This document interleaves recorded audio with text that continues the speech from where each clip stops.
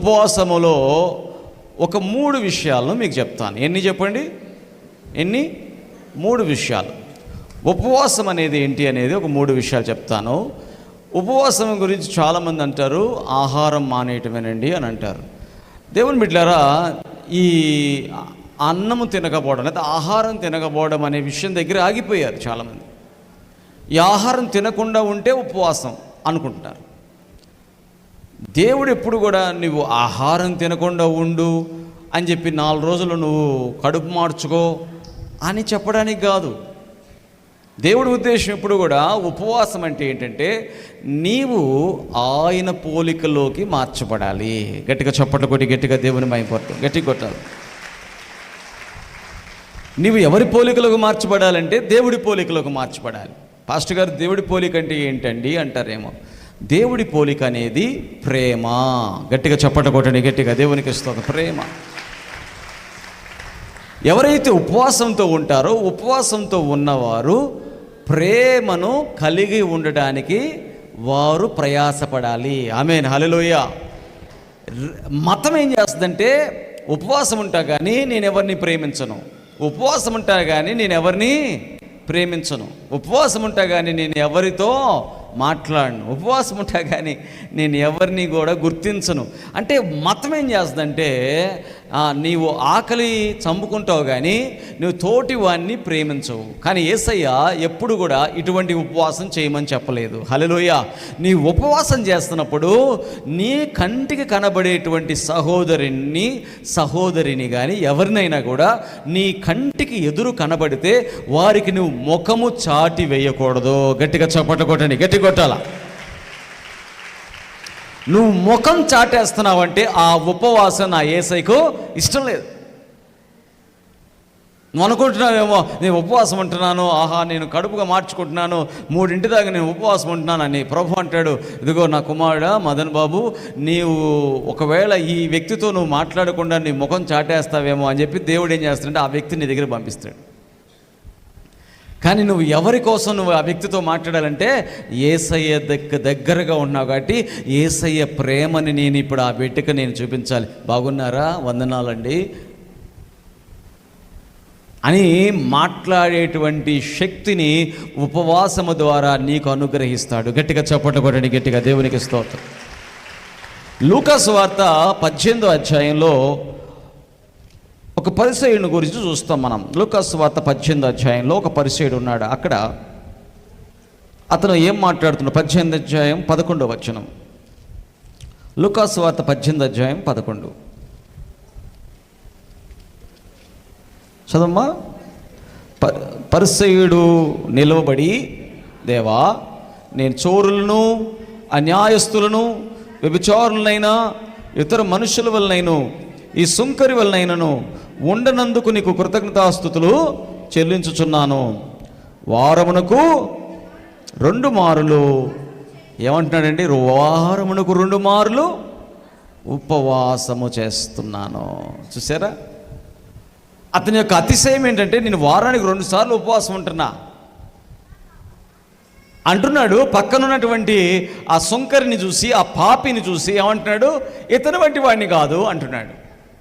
ఉపవాసం యొక్క శ్రేష్టమైన లక్షణం చెప్పాను, నువ్వు ప్రేమించాలి. హల్లెలూయా. ఉపవాసం యొక్క శ్రేష్టమైన లక్షణం ఏంటంటే నువ్వు ప్రేమ కలిగి ఉండాలి. నువ్వు అంటూ ప్రేమ కలిగి ఉండమంటే ఎదుటివాడి క్రియలను బట్టి నేను ప్రేమిస్తాను. ఎదుటివాడు మంచివాడైతే ప్రేమిస్తాను, ఎదుటివాడు దొంగ అయితే నేను ప్రేమించను, చోరుడైతే నేను ప్రేమించను, అన్యాయస్తుడైతే నేను ప్రేమించను అని అంటాం. ఉపవాసం అంటే ఏంటంటే నువ్వు దేవుడికి దగ్గరగా మారడం. దేవుడెవరు?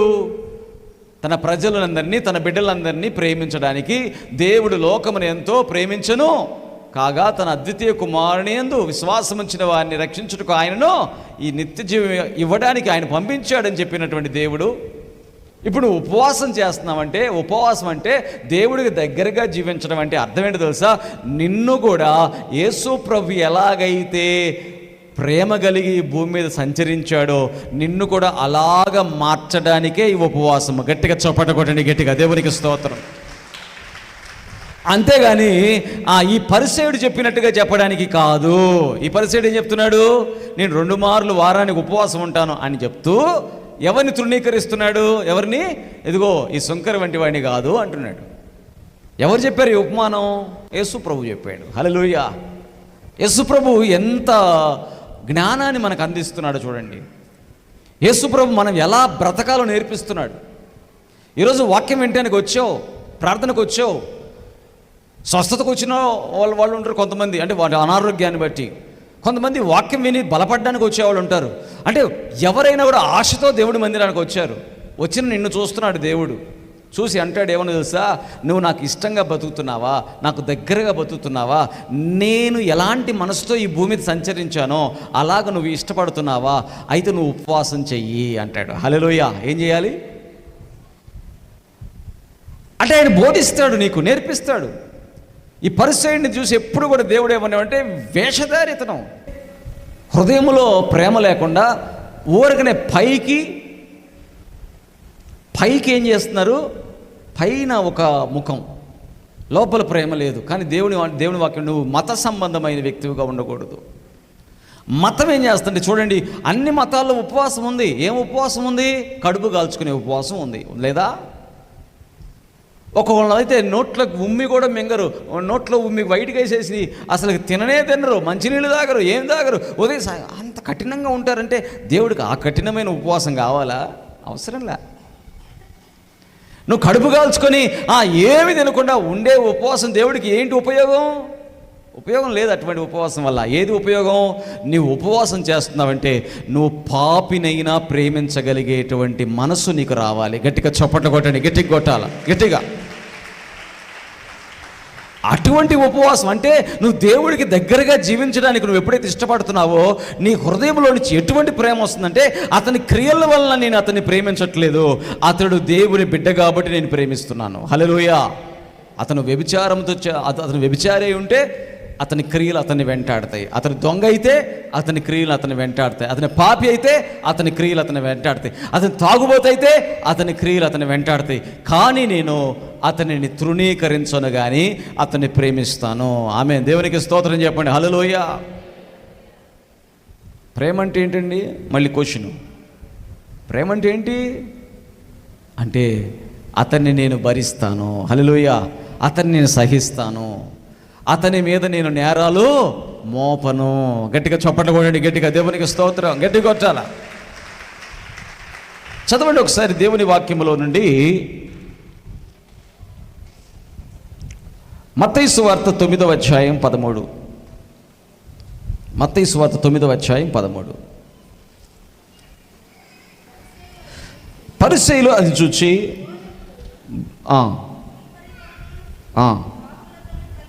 సుంకరితోనూ పాపులతోనూ కలిసి ఎందుకు భోజనం చేయుచున్నాడని.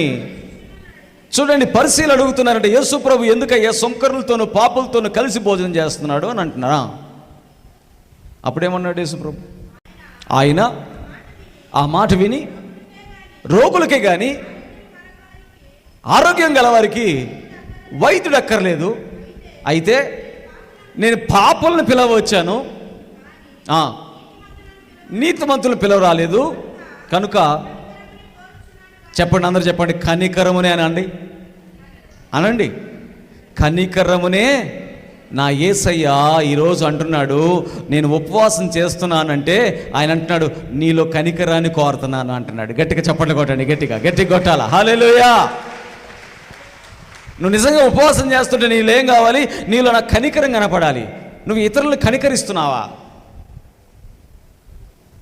నీ బంధువుల్ని కనికరిస్తున్నావా? నీ ఇంటి వారిని కనికరిస్తున్నావా? వారి పాపంలో ఉన్నారు, వారు తప్పులో ఉన్నారు, వారు అన్యాయంలో ఉన్నారు అంటే వారి అన్యాయాన్ని సమర్థించమని కాదు, వారు పాపం చేస్తుంటే పాపంలో సమర్థించమని కాదు, కానీ వారిని కనికరించాలి. అంటే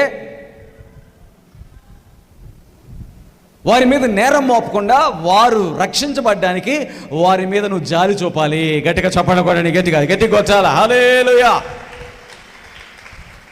యేసయ్యకి ఇష్టమైన ఉపవాసం అది. పరిసయ్యులు అడుగుతున్నారు, ఏంది యేసు ప్రభు ఎప్పుడు చూసినా పాపులతో సొంకరులతో భోజనం చేస్తున్నాడు? ఎందుకంటే వాళ్ళని పరిసయ్యులు ఏం చేస్తారంటే వాళ్ళని హేట్ చేస్తారు, వాళ్ళని ద్వేషిస్తారు. మనం కూడా ద్వేషిస్తాం. మనం కూడా ఏం చేస్తాం?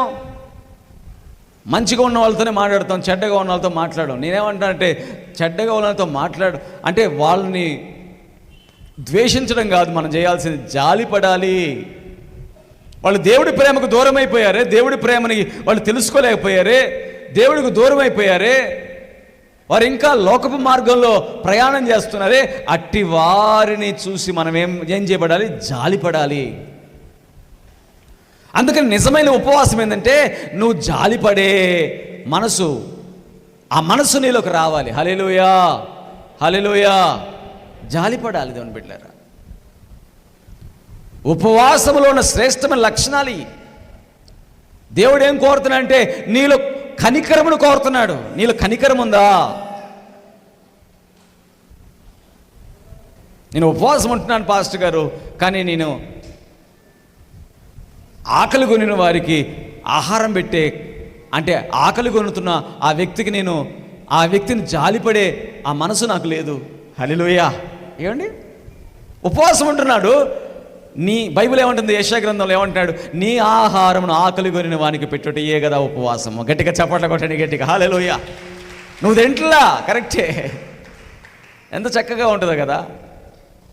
నీ ఆహారమును ఆకలి కొనిన వారికి పెట్టడే కదా. అంటే నువ్వు కనికరించాలి, అంటే నువ్వు జాలిపడాలి. ఆకలి కొనిన వారిని చూసినప్పుడు నీకేం రావాలి? అయ్యో వీళ్ళ ఆకలి ఉంది, వీళ్ళకి నా ఆహారం ఉంది, ఇతనికి ఇద్దాం. దేవునికి స్తోత్రం చెప్పండి, హల్లెలూయా. బాగా చలేస్తుంది, రోడ్డు మీద వెళ్తున్నావు, ఎవరికో అక్కడ ఆ బస్సు షెల్టర్లో ఎవరో ఒకళ్ళు బాగా వణుకుతూ ఉన్నారు. వణుకుతుంటే ఏమంటాం? అయ్యో పాపం చలికి ఎంత వణుకుతున్నాడు అని వెళ్ళిపోయేదా ఉపవాసం? అలా అని వెళ్ళిపోవాలా? చెప్పండి అమ్మా. అలా ఏం చేయాలి? అలా అని వెళ్ళిపోతున్నారు చాలామంది. ఉపవాసంలో చాలామంది ఏం చేస్తున్నారంటే అలా అని వెళ్ళిపోతున్నారు. అయ్యో పాపం పాస్టర్ గారు ఏం చేస్తాడు ఏమో, సేవ ఎటు చేస్తాడో అని వెళ్ళిపోతున్నారు చాలామంది.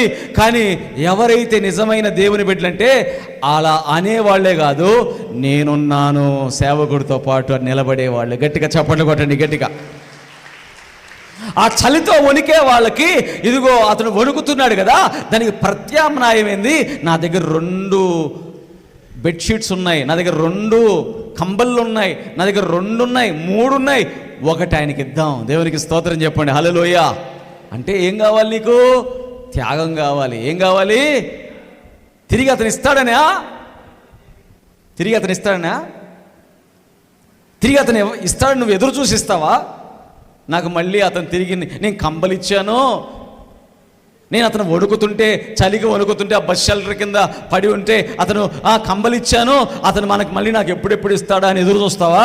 అదే ఉపవాసం కాదు. నా దేవుడు నాకు సమృద్ధిని ఇచ్చాడు, ఈ సమృద్ధిలో నుంచి ఇదిగో ఆకలి కొనిన వారికి నేను ఆహారం పెడతాను, ఇదిగో దప్పి కొనిన వారికి నీళ్ళు ఇస్తాను, ఇదిగో చెరలో ఉన్న వారికి నేను పరామర్శ చేస్తాను, ఇదిగో వణుకుతున్నటువంటి అతనికి నా దగ్గర నుంచి ఒక కంబలు తీసి ఇస్తాను. నిజమైన ఉపవాసం. గట్టిగా చప్పట్లు కొట్టండి, గట్టిగా. దేవునికి స్తోత్రం కలుగునుగా. అందుకని గట్టిగా ప్రార్థన చేసి భయంకరంగా ప్రార్థన చేసి కానీ ఎవ్వరికీ సహాయం చేయకపోతే హల్లెలూయా బాగా ప్రార్థన ఓ హల్లెలూయా స్తోత్రం ఓ రఖత రబ్ అల్ల రహల్ల గట్టిగా ప్రార్థన చేసి చేసి చేసి ఆకలి కొనిన వాని కనీసం అన్నం కూడా ఇవ్వకపోతే దేవుడు ఏమంటాడు? ఓ వేషధారి, పరిసయ్యులు అంటున్నాడు. అందుకనే వేషధారి, నువ్వు భాషలు మాట్లాడుతున్నావు బాగానే ఉంది, కానీ నీలో ఏమీ లేదు చెప్పండి, ప్రేమ లేదు. అదే అన్నాడు పౌలు. వాళ్ళు భాషలు మాట్లాడుతున్నారు, కొరింథీ సంఘంలో ఉర్రి ఖాదా బాబా అని మాట్లాడుతున్నారు. ఓ భాషలు మాట్లాడుతూ కనకనకనలాడే భాషలు బాగానే మాట్లాడుతున్నావు అంటే భాషలు లేవనా? కాదు, హల్లెలూయా, భాషలు ఉన్నాయి. కానీ భాషలతో పాటు నీకేం కావాలి? ప్రేమ కావాలి అంటున్నాడు. గట్టిగా చప్పట్లు కొట్టండి, గట్టిగా కొట్టాలా. నీకు వరాలు ఉన్నాయా? ఉన్నాయి. స్వస్థత వరం ఉందా? ఉంది. ప్రవచన వరం ఉందా? ఉంది. వివేచన వరం ఉందా? ఉంది. అవి లేవనా? ఉన్నాయి. కానీ నీకు ప్రేమ లేకపోతే హల్లెలూయా. అదే అంటున్నాడు యేసు ప్రభు. ఇక్కడికి వచ్చిన వాళ్ళు ఇంతమంది స్వస్థపడుతున్నారు, ఓకే, మరి ఆకలి ఒకసారి ఈ కూడికలు జరుపుతూ ఉన్నాం. జరుపుతుంటే ఒక తల్లి వచ్చి, అయ్యగారు అంత అన్నం పెట్టలేరా అయ్యగారు మీరు అంది. హల్లెలూయా. ఏమంది చెప్పండి, ఏమంది? అంత అన్నం పెట్టలేరా అయ్యగారు అంది. ఎందుకు పెట్టలేవు? పెడతామమ్మా. హల్లెలూయా.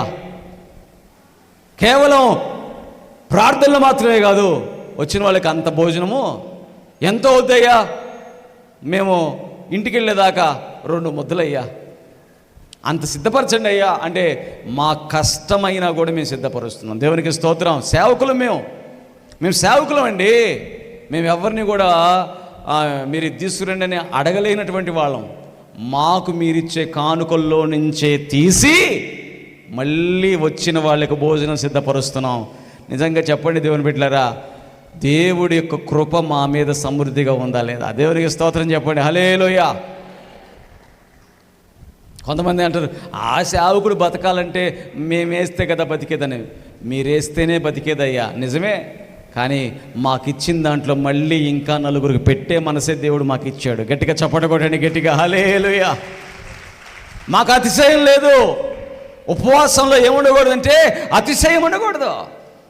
అతనేమంటాడు పరిస్థితి తెలుసా? నేను దశంభాగం ఇస్తున్నాను, నేను 2 మార్లు ఉపవాసం ఉంటున్నాను అంటే అతిశయంతో మాట్లాడుతున్నాడు కానీ కనికరముతో మాట్లాడట్లేదు.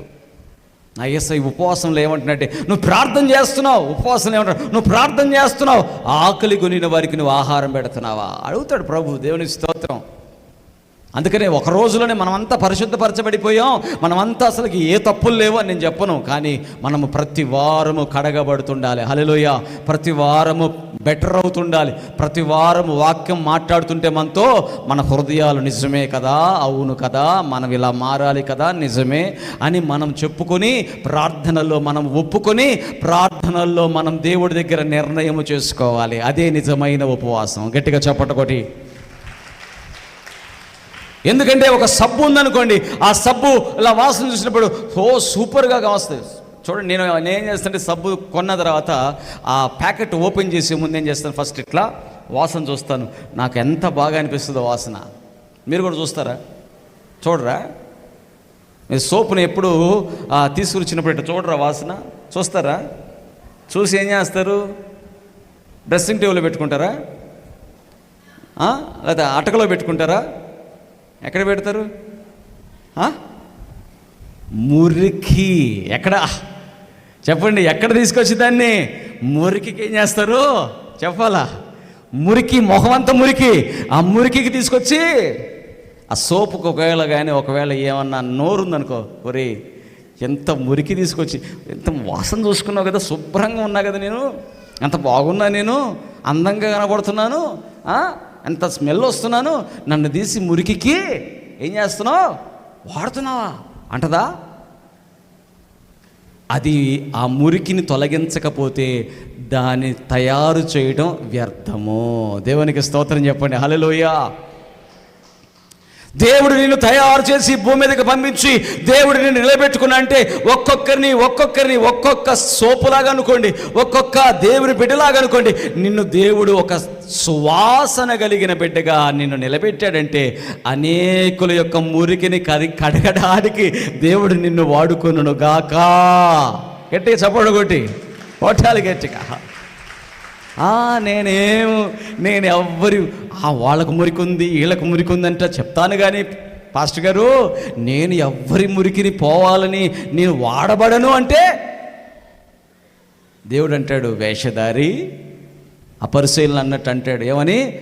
వీరు సున్నం కొట్టినా సమాధి. వీరు లోపల కుళ్ళు పెట్టుకొని, లోపల భయంకరత పెట్టుకొని, ఎవరి యొక్క వేదన, ఎవరి యొక్క బాధ, ఎవరి సమస్య వీళ్ళు తీర్చేవారిగా, వీరు వాళ్ళ కోసం నిలబడేవారిగా లేరు. కానీ వీరు మాత్రం పైకి ఎలా ఉన్నారు? సున్నం కొట్టినా అంటే పైకి మాత్రం బాగా కనపడుతున్నారు.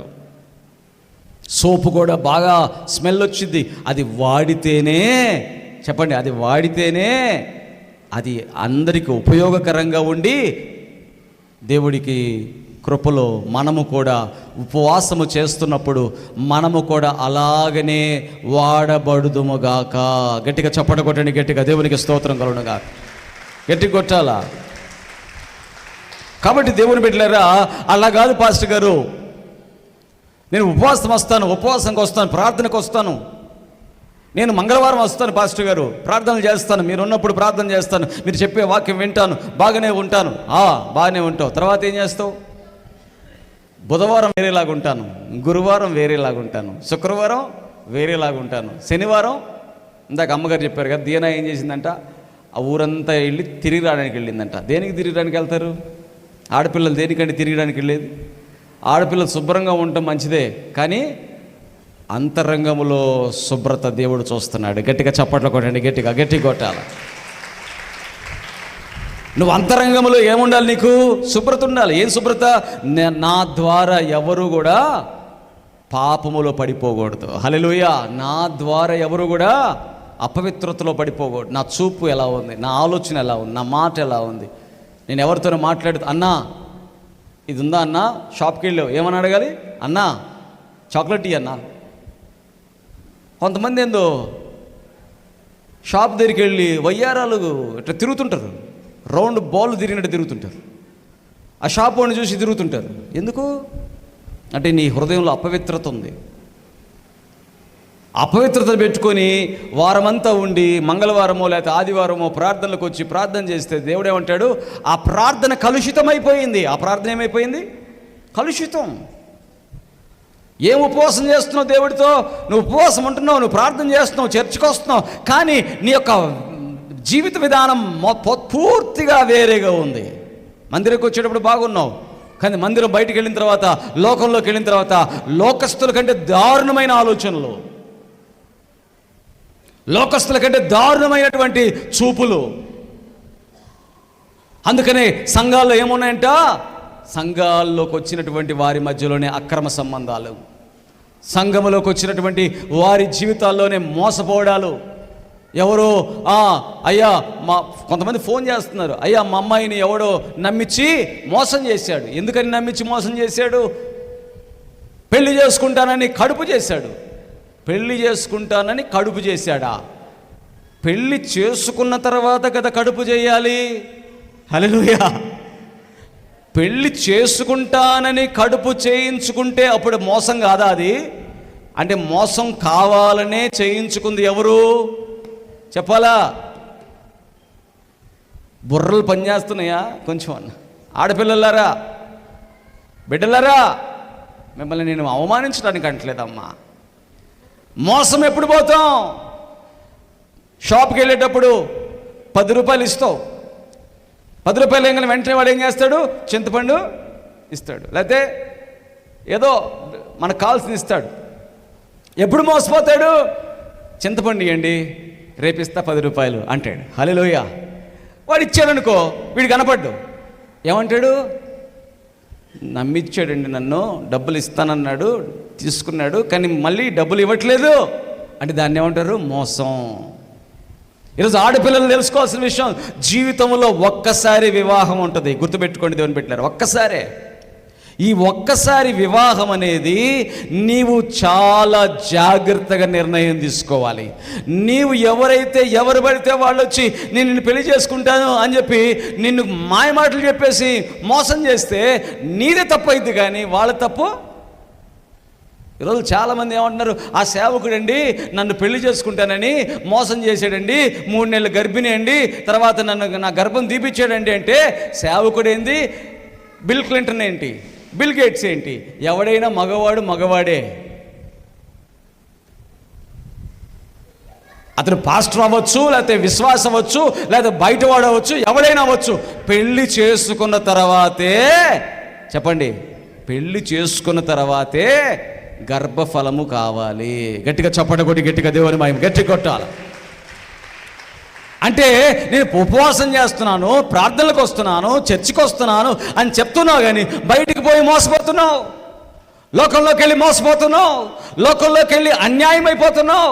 ఎందుకు? కారణం ఏంటి అంటే దేవుడికి దగ్గరగా జీవించే ఉపవాసంలో నీకు దేవుడు జ్ఞానాన్ని ఇస్తాడు. ఎవడు ఎటువంటి వాడు అనే జ్ఞానాన్ని ఇస్తాడు.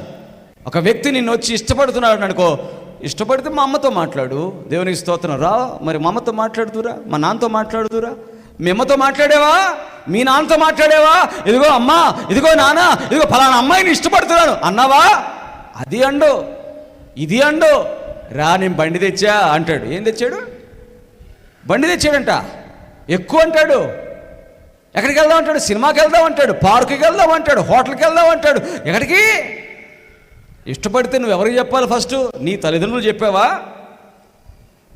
నా తల్లిదండ్రులు చెప్పావా? ఇష్టపడేది దేనికి? జీవితకాలం కాపురం చేయడానికేగా. ముందు చెప్పు. తెలివిగల్ల బిడ్డలుగా ఎస్తేరులాగా ఉందుముగాక. ఆడబిడ్డలు, దేవుని బిడ్డలు ఎట్టుండాలా? ఎస్తేరు రాణి.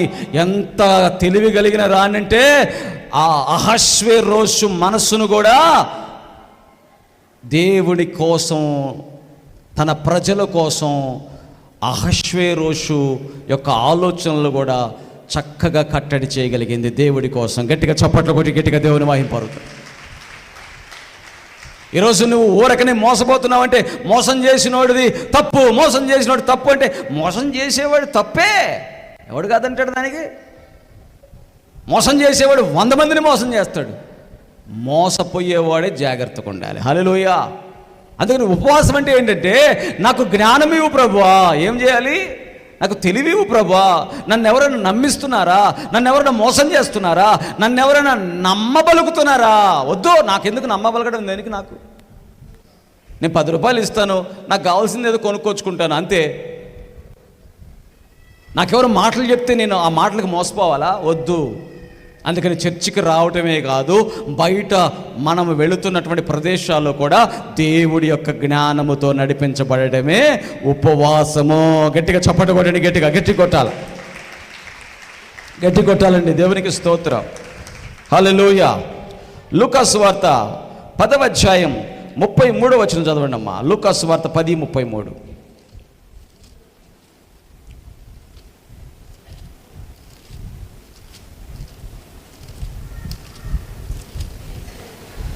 లూకాసు వార్త 10:33. అయితే సమరయుడు ప్రయాణమైపోవచ్చు పడి ఉన్న చోటుకు వచ్చి చూచి జాలిపడి పోయి నూనెయు ద్రాక్షరసమును పోసి అతని గాయములు కట్టి తన వాహనం మీద ఎక్కించి ఒక పూట కోళ్ళ వాని ఇంటికి తీసుకుని పోయి అతని పరామర్శించును.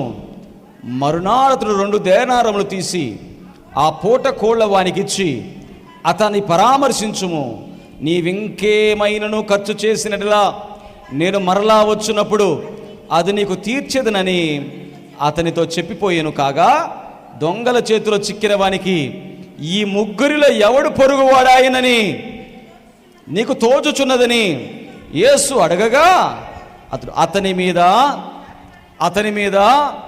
జాలి పడినవాడే అని నేను. హల్లెలూయా. అందుకని అంటున్నాను, నీ మీద జాలి పడే స్థితిలోకి నువ్వు రాగాకు. హల్లెలూయా. నీ మీద ఏ స్థితిలోకి రాకూడదు?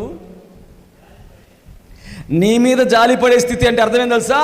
నువ్వు కొట్టబడ్డావు, నువ్వు మోసపోయావు, నువ్వు దొంగల చేత కొట్టబడే ఆ స్థితిలో నువ్వు ఉండకూడదు. నీవు జాలి పడే స్థితిలోకి రావడం అనేది దేవుడు కోరుతున్నాడు. గట్టిగా చప్పటి కొట్టి. అంటే నువ్వు పైనుండా స్థితిలో ఉండాలి. హల్లెలూయా. దేవుని బిడ్డలు ఎట్లుండాలి? నీ దగ్గరికి ఒకవేళ నీ లోక సంబంధమైన స్నేహితులు ఏమన్నా తెలుసా? అమ్మా ఇస్తారు, నా ఫ్రెండు కదా నువ్వు, నీకు తెలుసు కదా మన క్లాస్లో ఒకడెవడో నన్ను నమ్మించి మోసం చేశాడు అని నీ దగ్గరికి వచ్చి ప్రార్థన చేయమనాలి. కానీ నువ్వు కొట్టబడిన స్థితిలో, నువ్వు దోచుకోబడిన స్థితిలో, నువ్వు దొంగల చేత దోచుకోబడిన స్థితిలో నువ్వు ఉండకూడదు. దేవునికి స్తోత్రం చెప్పండి. హల్లెలూయా. దొంగల చేత కొట్టబడిన స్థితిలో ఉన్న వారిని ఏం చేశాడు మంచి సమరయుడు? తన గాడిద మీద ఎక్కించుకొని అతని పుటకులవాని దగ్గర తీసుకెళ్ళి అతనికి ఆ ద్రాక్షరసము నూనెను పోసి అతని గాయములు కట్టి, అంటే దేవుని బిడ్డలు సమస్యలతో ఉన్నవారిని, పాపములతో ఉన్నవారికి ఆ పరామర్శించి వారిని ఆదరించేవారు. గట్టిగా చప్పట్లు కొట్టండి. గట్టిగా దేవునికి స్తోత్రం. అంటే ఉపవాసములో నీ జీవితంలో ఎంతటి గొప్ప లక్షణంలోకి వస్తావంటే నీవు ఆదరించే వ్యక్తిగా మార్చబడతావు, కానీ నీవే కొట్టబడిన స్థితిలోకి రావు. హల్లెలూయా. అంటే అటువంటి తెలివితేటలు రావాలి, అటువంటి జ్ఞానము రావాలి. అందుకని ఎవరా పొరుగువాడంటే ఆ మంచి సమరయుడు పొరుగువాడు. హల్లెలూయా. అందుకనే కొట్టబడిన స్థితిలో, దోచుకోబడిన స్థితిలో, మోసగించబడిన స్థితిలో, పాడైపోయిన స్థితిలో ఈ లోకం అనేకులని ఏం చేస్తుంది? దోచుకుంటుంది. కానీ నువ్వు దేవుని బిడ్డవా? నువ్వు యేసు ప్రభువుని నమ్ముకున్న బిడ్డవా? నువ్వు యేసు ప్రభు రక్తం చేత కడగబడిన బిడ్డవా? నువ్వు యేసు ప్రభు యొక్క వాక్యాన్ని దినదినము ఆరగిస్తున్నటువంటి బిడ్డవా? అయితే నీ యొక్క జ్ఞానము వాళ్ళ జ్ఞానము కంటే హెచ్చైనదిగా ఉండునుగాక. చెప్పండి గట్టిగా. తుచ్చమైనటువంటి దురాశలకు ఈడవబడితే నువ్వు దేవుని యొక్క జ్ఞానాన్ని ఏం చేస్తున్నట్టు? పాడు చేస్తున్నట్టే. ఉపవాసం అంటే ఏంటంటే నీవు కనికరించే వ్యక్తిగా మార్చబడాలి, నీవు ఆదరించే వ్యక్తిగా మార్చబడాలి, నీవు ఓదార్చే వ్యక్తిగా మార్చబడుదువుగాక. ఆమేన్. రెండో విషయం. మూడో విషయం చూడండి. ఇప్పుడు నేను చెప్పాను, రెండు చెప్పేశాను. మొదటిది ఏంటి? ప్రేమ ఉండాలి. రెండోది ఏంటి? కనికరం ఉండాలి. మూడోది ఏంటి చూడండి. మూడో విషయము మత్తయి సువార్త 14వ అధ్యాయం 14వ వచనం. మత్తయి సువార్త 14:14. మత్తయి సువార్త 14:14.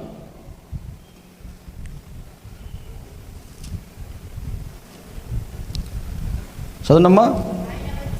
ఆయన వచ్చి ఆ గొప్ప సమూహమును చూచి ఏమంటాడు? వారి మీద కనికరపడి వారిలో రోగులైన వారిని ఏమండి? స్వస్థపరిచెను. గట్టిగా చప్పట కొట్టండి. గట్టిగా గట్టి కొట్టాలి. మూడో విషయం ఏంటి తెలుసా? యేసు ప్రభు అంట రోగములతో బంధింపబడిన వారిని చూసి ఏం పడ్డాడంట? కనికరపడ్డాడు. హల్లెలూయా.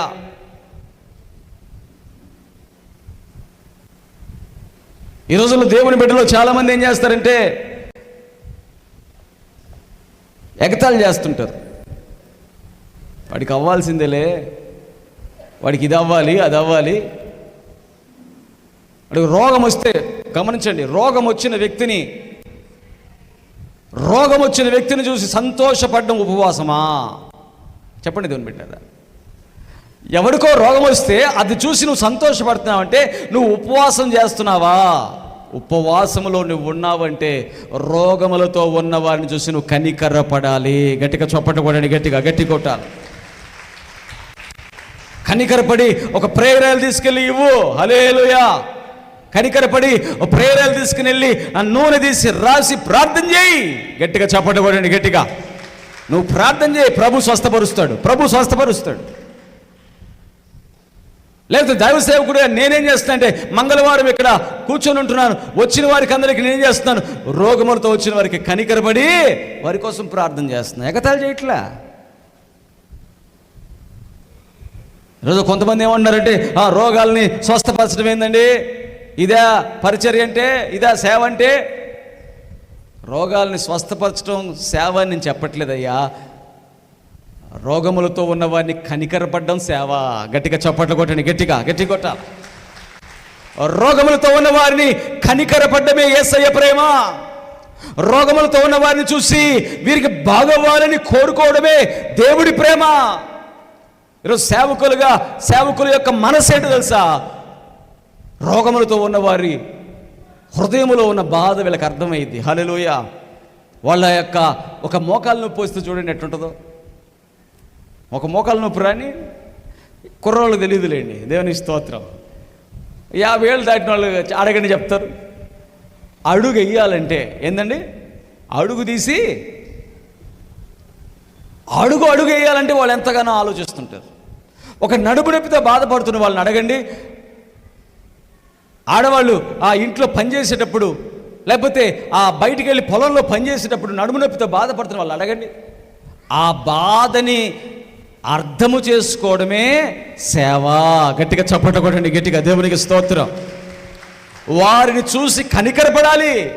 అంతేగాని ఈ నొప్పుతోనే నువ్వు చచ్చిపోతే పరలోకం పోతావులేమ్మా ఏమంటారు కొంతమంది. ఏమంటారు తెలుసా?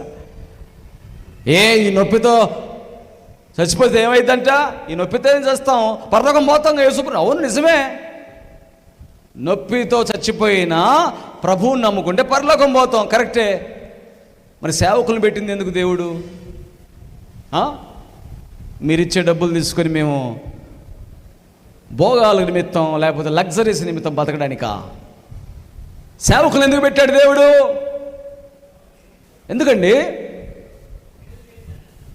ఎందుకు చెప్పండి? రోగములను స్వస్థపరచడానికి. గట్టిగా చప్పట్లు కొట్టండి, గట్టిగా.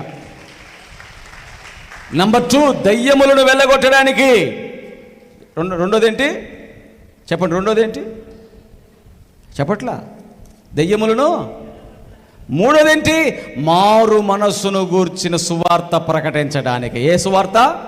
నీ మనస్సు మారాలనే చెప్పే సువార్తను ప్రకటించడానికి యేసు ప్రభు తన సేవకులను ఏర్పాటు చేశాడు. గట్టిగా చప్పట్లు కొట్టి గట్టిగా దేవుని మహిమపరుతుంది. గట్టిగా కొట్టాలి.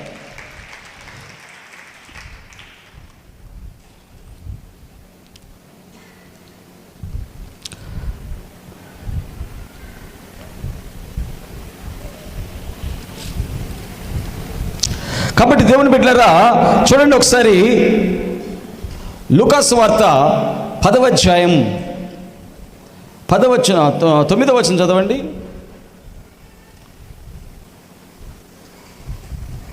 10:9. అందులోనున్న రోగులను స్వస్థపరచుడి, దేవుని రాజ్యము మీ యొద్దకు వచ్చి ఉన్నదని వారితో చెప్పుడి. దేవునికి స్తోత్రం చెప్పండి. హల్లెలూయా. రోగులు స్వస్థపరిచిన తర్వాత ఏమంటున్నాడు? యేసుప్రభు చెప్తున్నాడు శిష్యులతో. శిష్యులకి నూనె చేతికిచ్చి ఏమిచ్చాడు? చేతికి ఏమిచ్చాడమ్మా? నూనె చేతికిచ్చి రోగులకు వెళ్ళి నూనె రాసి ప్రార్థన చేయండి, వారిని స్వస్థపరచండి. స్వస్థపరిచిన తర్వాత ఏం చెప్తాను? దేవుని రాజ్యం మీ వద్దకు వచ్చిందని చెప్పండి అన్నాడు. హల్లెలూయా. ఎందుకన్నాడు అన్నమాట? నీకు రోగం తగ్గడానికి నేను మెడిసిన్ ఇవ్వట్లా, నీకు రోగం తగ్గడానికి నేను ఆయింట్మెంట్ ఇట్లా, నీకు రోగం తగ్గడానికి నేను ఇంజక్షన్ ఇట్లా, నీకు రోగం తగ్గడానికి నేను నా యేసయ్య యొక్క రాజ్యములో నుంచి స్వస్థతను నీకు ప్రకటిస్తున్నాను. గట్టిగా చప్పట్లు కొట్టండి, గట్టిగా హల్లెలూయా. చాలామంది వాక్యం చదువుతారు కానీ దాని వాక్యములో ఉన్న అర్థముని అర్థం చేసుకోరు. ఇప్పుడు మీకు మెడికల్ షాప్కి వెళ్ళి జ్వరానికి ఒక ట్యాబ్లెట్ ఇవ్వండి అన్నారనుకోండి, అతను ఒక ట్యాబ్లెట్ ఇస్తాడు. దాని మీద ఏం రాసి ఉంటుంది? పారాసిటమల్ 500 mg, దీంట్లో 100 grams, దీంట్లో 50 grams అని రాసి ఉంటుంది. అది చదువుకుని ఆహా పారాసిటమల్ ట్యాబ్లెట్ తీసుకొచ్చుకున్నాను, చదువుకున్నాను అని చెప్పి పక్కన పెట్టేసుకొని నిద్రపోయారనుకో, తగ్గిద్దా? నేను చదివా, వాక్యం చదివావా అంటే చదివానండి వాక్యం. ఏం చేసావు? చదివి పక్కన పెట్టుకుని నిద్రపోయానండి. వాక్యం ఏం చెప్తుంది? హల్లెలూయా. ఇప్పుడు ఆ పారాసిటమల్ ట్యాబ్లెట్ తీసి దాని మీద ఉన్న చదవడం కాదు, అది చించి దాని లోపల ఉన్నది ఏం చేయాలి? లోపల వేసుకోవాలి. హల్లెలూయా. అట్లనే వాక్యము చదవడం మాత్రమే కాదు, వాక్యములో ఉన్నదాన్ని ఏం చేయాలి? తీసి దాని లోపల ఉన్న ఆ సారాంశాన్ని మన లోపలికి తీసుకోవాలి. యేసుప్రభు శిష్యులకి నూనె ఇచ్చి ప్రార్థన చేసిరండి అని ఎందుకు చెప్పాడు? వారి మీద కనికరపడ్డాడు కాబట్టి. హల్లెలూయా. వారి మీద జాలి పడ్డాడు కాబట్టి. ఎందుకంటే తన బిడ్డలు రోగములతో పడి ఉండడం దేవుడి చిత్తమో కాదు, తన బిడ్డలు దెయ్యముల చేత బంధింపబడడం దేవుడి చిత్తమో కాదు, వారి కట్లను విప్పటమే ఉపవాసము. గట్టిగా చప్పట కొట్టండి. నేను ఎక్కడ విషయాలు చెప్పట్లా. యెషయా గ్రంథము 58 చదవండి ఒకసారి. యెషయా గ్రంథం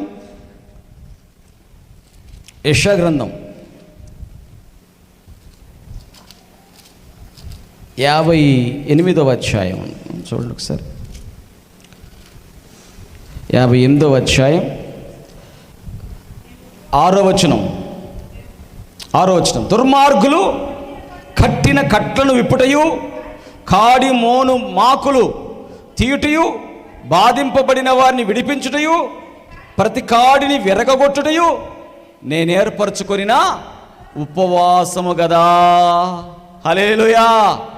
ఉపవాసములో 3వ విషయం ఏంటంటే నువ్వు జాలిపడాలి. ఎవరిని చూసి? రోగములతో ఉన్న వారిని చూసి జాలిపడాలి. సాతాను చేత కట్టబడిన వారిని చూసి జాలిపడాలి, దెయ్యముల చేత పీడింపబడుతున్న వారిని చూసి జాలిపడాలి. అలా జాలిపడి నువ్వు వారి కోసం చేసేటువంటి ప్రార్థన, వారి కోసం నువ్వు చేసేటువంటి కార్యము ఏంటట? దేవుని రాజ్యము వారి యొద్దకు వచ్చినది. గట్టిగా చప్పట్లు కొట్టండి, గట్టిగా దేవునికి స్తోత్రం, గట్టి కొట్టాల. ఈ యెషయా గ్రంథం 58వ అధ్యాయంలోనే ఉపవాసం గురించి శ్రేష్టమైనటువంటి విషయాలు ఉంటాయి. ఈ 58వ అధ్యాయం మనం చదివితే ఇప్పుడు మనం చెప్పుకున్నటువంటి 3 విషయాలు దీంట్లోనివే. ఆ పైన చూడండి, 5వ వచనం చదవండమ్మా. అట్టి ఉపవాసం నాకు అనుకూలమా? మనుషుడు తన ప్రాణమును బాధపరుచుకునవలసిన దినం అట్టిదేనా? జమ్ము వలి తల వంచుకొని గోనె పట్టు కట్టుకొని బూడిదపరుచుకొని కూర్చుని ఉపవాసమా? అట్టి ఉపవాసము యెహోవాకు ప్రీతికరమని అనుకొందురా. 7వ వచనం చదవండి ఇప్పుడు. 7 ఏమంటున్నాడు? 7 నీ ఆహారమును ఆకలి కొనిన వానికి పెట్టుటయ్యో. హల్లెలూయా. అందుకని అన్న ఆకలి కొనిన వాడిని చూసి నేను ఉపవాసం అంటున్నాను కాదు, నీ ఆకలి కొనిన వాడిని చూసి నీ ఆహారం పెట్టాలి. తర్వాత నీ రక్త సంపదకి ముఖము తప్పింపకుండుటయో. నీకు ఎదురుపరుస్తాడు దేవుడు. ఎదురుపరిచినప్పుడు నువ్వు ఉపవాసం అంటున్నానని తృణీకరిస్తావా? లేదు, ఉపవాసం అంటున్నావు కాబట్టి వారితో సమాధాన పడుదుగాక. నా ఆస్తి దొంగలు ఇచ్చాడండి, వీడు చెడ్డ మాటలు తిట్టాడండి, వీడు నా భార్యను తిట్టాడండి, వీడు నా పిల్లల్ని తిట్టాడండి. ఎంత పాపముతో అతను ఉన్నా అతనిని కనికరించటమే ఉపవాసము. గట్టిగా చప్పట కొట్టండి, గట్టి కొట్టాల, గట్టి కొట్టాల. అదే యేసుప్రభు చెప్పింది. నీ ఆహారాన్ని నువ్వు తినకుండా ఉండటం కాదు, నీ ఆహారాన్ని 10 మందికి ఆకలి కొనిన వారికి పెట్టడమే ఉపవాసం. ఒకవేళ నువ్వు ఇలా చేయలేదనుకో, అది మత సంబంధమైన ఉపవాసం. ఏంటది? మత సంబంధం. అంటే నీ పగలు నీకే ఉంటాయి, ఆకలి కొనే వారికి ఆహారం పెట్టవు, చలికి వణుకుతున్న వారికి కనీసం దుప్పటివ్వు, రోగములతో ఉన్నవారు ఏడుస్తుంటే ఇంకా చచ్చిపోలేదా అని కోరుకుంటావు. మళ్ళీ ఏమంటావు? పాస్టర్ గారు 40 రోజులు ఉపవాసంలో ఏమేం తినకూడదు? నాన్ వెజ్ తినకూడదా? లేకపోతే చేపలు తినొచ్చా? లేకపోతే ఉదయం టిఫిన్ చేసి ఉపవాసం ఉండొచ్చా? కొంచెం నాకు షుగర్ పాస్టర్ గారు, షుగర్ కదా, కొంచెం నేను ట్యాబ్లెట్ వేసుకోవాలి కాబట్టి నేను కొంచెం తిని. అయ్య బాబోయ్, అసలు ఈ ఉపవాసం గురించి చెప్పలా దేవుడు. హల్లెలూయా.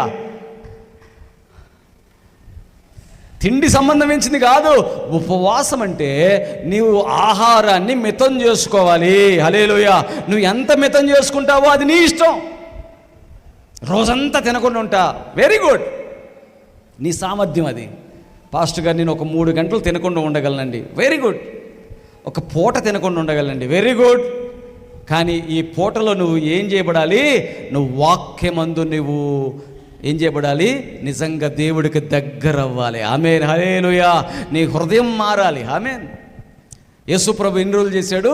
40 రోజులు చేశాడు. ఈ రోజుల్లో మనం డబ్బా కొట్టుకున్నాం అనుకో, 40 రోజులు, అదొక అబద్ధం. దేవుని స్తోత్రం. 40 రోజులు చేస్తావు నువ్వు ఉపవాసం. నేను 3 రోజులు చేసా ఒకసారి. 3 రోజులకి నా కాళ్ళలో నరాలు పడిపోయి అసలుకి లేదు, ఇట్లా నడవడానికి వెళ్ళేది స్థితి. హల్లెలూయా. డబ్బా ఉపవాసాలు చేయగాకండి. ఏది వేషం ఉపవాసాలు వద్దు. హల్లెలూయా. 40 రోజులు చేస్తున్నా అవుతుందే. 40 రోజులు ఏం చేయడు అంటే మధ్యలో కూడా తింటాడు. దేవుని స్తోత్రం. అది 40 రోజులు అవ్వదు. దేవునికి మహిమ కలుగును గాక. హల్లెలూయా.